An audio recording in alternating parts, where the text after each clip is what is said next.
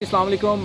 Property news के साथ मैं हूं ताहिर बाजवा और बहुत सारे लोग पार्क व्यू सिटी के हवाले से अपडेट जानना चाह रहे थे। इस वीडियो के अंदर मैं आपको बताऊंगा कि इन्वेस्टमेंट का स्कोप क्या होगा, पार्क व्यू सिटी का फ्यूचर क्या होगा और काफ़ी क्लाइंट्स के अंदर खौफ व हरास भी फैला हुआ है। तो पार्क व्यू सिटी में आइदर इन्वेस्टमेंट करनी चाहिए या नहीं करनी चाहिए, तो ये सारे फैक्ट्स मैं इस वीडियो को एंड तक देखिएगा, मैं आपको अपडेट करूँगा।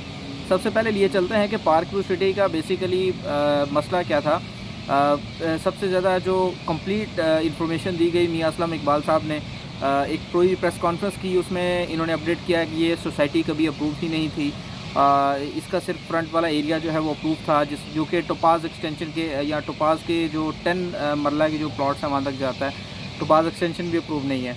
तो उसके अलावा जो जितना भी इसका एरिया है वो सारा का सारा अनअप्रूव है। आपकी बात से बिल्कुल एग्री करते हैं। प्रॉब्लम यहाँ पे ये है कि 2010 में अलीम खान साहब ने इसको ऑक्यूपाई किया और 2010 के बाद 2022 यानी कि 12 साल क्लाइंट्स यहाँ पे बाइंग करते रहे, यहाँ पे ख़रीदो फ़रोख्त चलती रही, यहाँ पे ब्रोकर्स काम करते रहे, यहाँ पे डीलर्स काम करते रहे, पार्क व्यू के ऑफिस के अंदर सेल परचेज़ चलती रही।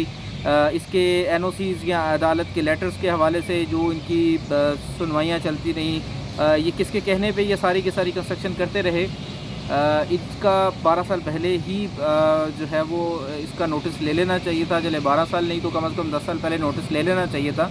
लेकिन इसमें डेफिनेटली आपको पता है कि हमारी पाकिस्तान की गवर्नमेंट जो है वो इसकी ज़िम्मेदारी नहीं लेती, क्योंकि हमारी गवर्नमेंट के चेंजेस रहते हैं अब्रप्ट है, तेज़ी से चेंज होती हैं गवर्नमेंट्स के, कोई भी इसकी ज़िम्मेदारी लेने को तैयार नहीं होता। तो एज़ एन इन्वेस्टर मैं आप सब लोगों को यही सजेस्ट करूँगा कि देखें, 2-3 चीज़ें बड़ी इंपॉर्टेंट होती है। हम जब क्लाइंट को बताते थे कि पार्क व्यू में इन्वेस्टमेंट इस टाइम पे करनी चाहिए या नहीं करनी चाहिए, इस टाइम पे एग्ज़िट लेना चाहिए, इस टाइम पे एंट्री लेनी चाहिए, तो क्लाइंट आपकी बात नहीं समझता। क्लाइंट समझता है कि आप उसको बेवकूफ़ बना रहे हैं। प्रॉब्लम ये होता है कि जब आप पेड कंसल्टेंसी नहीं लेते, जब आप मुफ्त की कंसल्टेंसी या डीलर के पास चले जाते हैं और हर डीलर आपको अपनी राय देता है, मार्केट एक्सपर्ट या मार्केट जो एक्सपर्ट ओपिनियन है वो आपको नहीं दे पाते क्योंकि उनका नॉलेज नहीं होता, तो फिर ये प्रॉब्लम्स आपको फेस करने पड़ते हैं। पहली चीज़ तो ये है कि इसकी वजह से रेट्स बहुत ज़्यादा इफेक्ट होंगे, इन्वेस्टमेंट्स के लोगों का ट्रस्ट बहुत ज़्यादा शेक हो चुका है।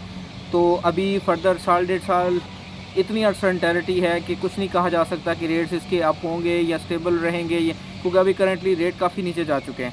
हर चीज़ के ही बाइंग सेलिंग बहुत ज़्यादा कम हो चुकी है और क्लाइंट जिनकी कोई ट्रांसफ़र ड्यू थी, कुछ थी, वो काफ़ी ज़्यादा खौफ व हरास में है। प्रॉब्लम ये है कि आप जब स्टार्ट करते हैं, जब आप इनिशियली इन्वेस्टमेंट करते हैं, सबसे पहली चीज़ तो ये है कि प्रॉपर्टी में इन्वेस्टमेंट के लिए आपके पास एक पेड कंसल्टेंट होना चाहिए कि जिसकी प्रॉपर सर्टिफिकेशन है, या फिर जो प्रॉपरली आपको फ़ीस लेके आपकी कंसल्टेंसी दे रहा है कि आपको कहाँ इन्वेस्ट करना चाहिए या नहीं। जो फ्री ऑफ कॉस्ट कंसल्टेंसी देते हैं, डेफिनेटली आपको भी पता है कि there is no free lunch. Free में कोई भी आपको कंसल्टेंसी नहीं देता।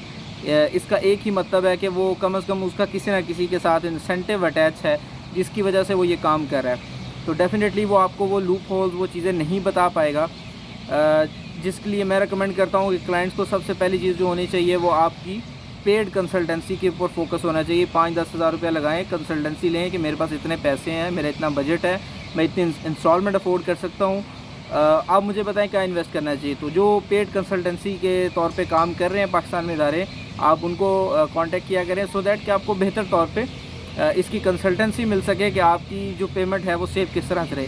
सेकंड चीज़ ये है कि प्रॉपर्टी की इन्वेस्टमेंट, बहुत सारे लोग कहते हैं कि जी प्रॉपर्टी में इन्वेस्टमेंट करने के बाद बिलियनर्स बने और बहुत सारे बने। बिल्कुल आपकी बात ठीक है जी, बिलियनर्स बने होंगे, लेकिन अगर आप उनकी टोटल 10 इन्वेस्टमेंट उठा लें तो उनमें से आप ये कह लें कि 6 इन्वेस्टमेंट थी जो कि टाइमली उनको फ़ायदा देगी, और 3 से 4 या 5 इन्वेस्टमेंट थी जो उनको होल्ड करनी पड़ी, उनकी लाइक समझ लें कि रिक्वायर्ड टाइम से ज़्यादा होल्ड, यानी कि 2 साल में आपको लगता था कि ये बूम कर जाएगी और ये आपको 200% प्रॉफिट दे जाएगी, लेकिन वो आपको 10 साल होल्ड करनी पड़ेगी। तो सबसे पहली चीज़ तो ये है कि आप जो भी इन्वेस्टमेंट कर रहे हो, कम से कम आपकी होल्डिंग पावर होनी चाहिए, अदरवाइज़ आपकी इन्वेस्टमेंट का कोई फ़ायदा नहीं है। सुहाने ख्वाब दिखा के लोगों को बेवकूफ़ बना के बहुत सारा कुछ किया जा सकता है, और बहुत सारे लोग कर भी रहे हैं और बहुत सारे लोग बेवकूफ़ बन जाते हैं। क्योंकि देखिए, जब आप ओवर स्मार्ट बन जाते हैं, ओवर क्लेवर बन जाते हैं, और फिर आप जो है वो डॉज हो जाते हैं। डेफिनेटली वो जिस तरह एक पंजाबी की बड़ी मिसाल है कि जदों तक जड़ा है ना वो लालची इस दुनिया च मौजूद है, उदों तक जड़ा ना ठग जड़े ने वो भुखे नहीं मरते।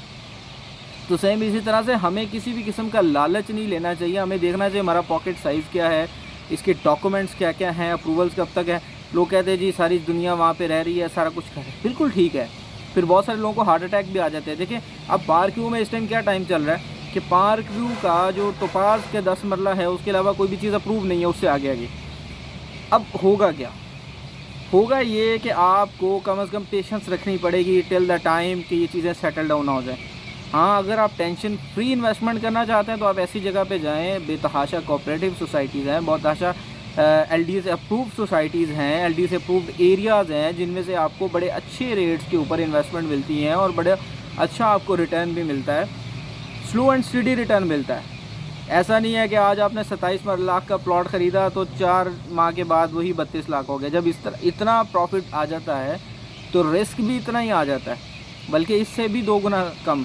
यानी कि अगर आप 27 लाख का प्लॉट लेके 32 लाख में आगे सेल कर रहे हैं तो ये आपका प्रॉफिट 5 लाख बन रहा है 4 माह में। तो इसके अगेंस्ट अगर आप रिस्क की बात करें तो जिसने 27 लाख का दिया है, अगर कहीं पे वो कोई लिटिगेशन कोई इस तरह का इशू आ जाए और वो डील किसी वजह से होल्ड हो जाए, इकोनॉमी क्रैश कर जाए, कुछ भी हो जाए, तो वही 27 लाख 12 या 15 लाख भी जा सकता है। तो आपको टेक्निकली 8-9 लाख 10 लाख का लॉस भी हो सकता है। तो ये सारी चीज़ें माइंड में रख के ही आप प्रॉपर्टी में इन्वेस्टमेंट करें। जिस तरह से आप स्टॉक में इन्वेस्टमेंट करते हैं, आप बहुत सारी चीज़ें माइंड में रखते हैं, आप बिटकॉइन में रखते हैं तो आप सारी चीज़ें माइंड में रखते हैं। सेम इसी तरह से अगर आपने 100% सिक्योर प्रोजेक्ट में लगाना है तो फिर आप डेफिनेटली एक तो पेड कंसल्टेंसी पे आएँ, 5-10 हज़ार रुपया लगा लें, लाखों रुपए का नुकसान बचा लें। सेकंड चीज़ क्या है कि अगर आप LDA से अप्रूव प्रोजेक्ट में जाएंगे तो आपको फ़ायदा होगा। और अच्छा, सबसे इम्पॉर्टेंट चीज़ है, लोग कहते हैं कि जी इन्वेस्टर, जो बड़ा इन्वेस्टर है ना, he is smart enough and he is patient enough. उसमें सब्र है, वो स्मार्ट भी है, उसको पता है कि मैंने अगर 4 जगह पे इन्वेस्टमेंट की है तो मुझे एक जगह से अच्छा रिटर्न मिल ही जाना है, तो 3 को मैं होल्ड कर लेता हूँ। उसकी होल्डिंग पावर है। जो छोटा इन्वेस्टर है जिसने ज़िंदगी में 1 या 2 घर बनाने हैं या जिसने इस तरह की कोई इन्वेस्टमेंट करनी है, उसको क्या चाहिए?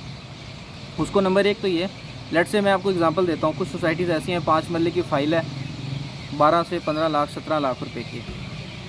कोई आइडिया नहीं है कि फ्यूचर क्या होगा। हो सकता है 10 साल बाद सोसाइटी बने, हो सकता है 5 साल बाद बने, हो सकता है 2 साल में बन जाए, लेकिन रिस्क है। और आपकी जो फ़ाइल है वो ऑन ग्राउंड नहीं है, प्लॉट नहीं है, स्टेक पे है। अब इस टाइम पे आपने ये देखना है कि either you are in position to take the risk या आपको घर बनाने की तरफ जाना है। आपके पास 25 से 27 लाख रुपया है, आप सुकून से जाएं किसी अप्रूव जगह पे, प्लॉट लें, घर बनाएं। तो ये सारी चीज़ें डिसाइड आपने करनी है और इसको लेके चलना है और पेशेंस के साथ लेके जाएं। पार्क में बहुत सारे लोगों ने गलतियाँ ये की कि अपनी सारी की सारी जमा पूंजी लगा ली, सारी की सारी इन्वेस्टमेंट वहाँ लगा ली और अब वो फंसे बैठे हैं। जो स्मार्ट इन्वेस्टर था उसने इन्वेस्टमेंट की, वो निकल गया, इस टाइम उसको बड़ा अच्छा प्रॉफिट मिल रहा है और वो he is enjoying the profit, he is investing into other society. Lahore में इतनी ज़्यादा सोसाइटीज़ हो चुकी हैं कि इस टाइम इकोनॉमी क्रैश होने की वजह से मार्केट इंस्टेबिलिटी काफ़ी ज़्यादा है, जिसकी वजह से भी बहुत ज़्यादा नुकसान पड़ रहा है। मज़ीद अपडेट्स के लिए हमें सब्सक्राइब करें, नीचे दिए गए कॉन्टैक्ट नंबर पर पेड कंसल्टेंसी के लिए रब्ता करें।